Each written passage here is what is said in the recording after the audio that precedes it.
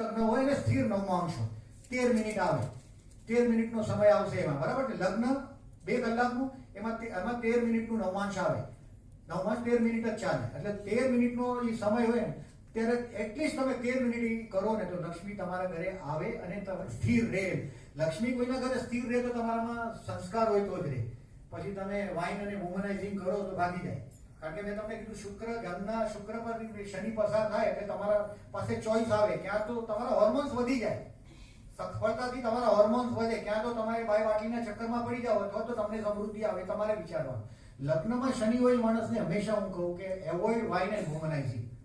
Wine and womanising સ્પષ્ટ કહીએ અમે એને કે ભાઈ જો અગર તમે એમાં પડશો તો તમે કોઈ દિવસ ઊંચા નહીં આવો.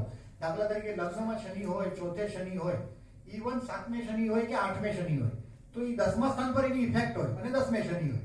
8મે શનિ એટલે મેં કીધું કે એની ત્રીજી દ્રષ્ટિ છે શનિની.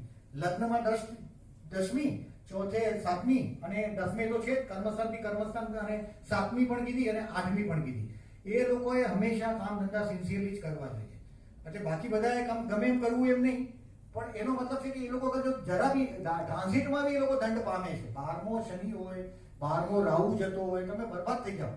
મેં ત્યારે કોઈ બિઝનેસની તમને, મને 7.5માં તો બહુ ઓલો અનુભવ એટલો બધો નથી હોતો, કારણ કે હું તો બહુ લગ્નથી જ ગોચરને મંડી પડેલો માણસ. કોઈ બી માણસ હોય એનું લગ્ન જોવાનું, લગ્નથી વિચારવાનું, અને હંમેશા મેં તમને કીધું લગ્નમાં પાપગ્રહ છે એનું દાન જ કરવાનું.